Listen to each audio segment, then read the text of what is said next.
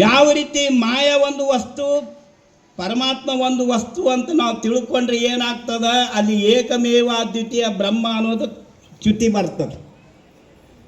ಯಾವ ರೀತಿ ನಮಗೆ ಉದಾಹರಣೆ ಕೊಟ್ಟು ಹೇಳಿದರೆ ನಮ್ಮ ಅನುಭವಕ್ಕೆ ಬರ್ತದೆ.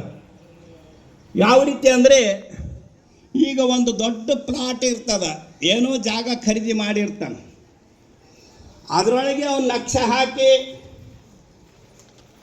ಅಡಿಗೆ ಮನೆ, ದೇವ್ರ ಮನೆ, ಪಡಸಾಲೆ, ಮಲಗೋ ಕೋಣೆ, ಸ್ನಾನದ ಕೋಣೆ ಎಲ್ಲನೂ ನಕಾಶಕ್ಕೆ ತಯಾರು ಮಾಡ್ತಾನೆ. ಅದರ ಸಪ್ರೇಟ್ ಪ್ಲಾಟ್ ಕೊಟ್ಟಿಲ್ಲ ಪರಮಾತ್ಮ.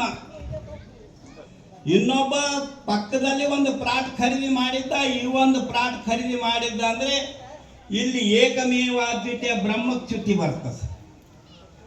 ಎರಡನೇ ಪ್ಲಾಟ್ ಕೊಟ್ಟಿಲ್ಲ, ನನ್ನ ಪ್ಲಾಟ್ ಒಳಗೆ ನೀನು ಅಡಿಗೆ ಮನೆ ಮಾಡ್ಕೋ, ದೇವ್ರ ಮನೆ ಮಾಡ್ಕೋ, ಬೇಕಾದ ಮಾಡ್ಕೋ.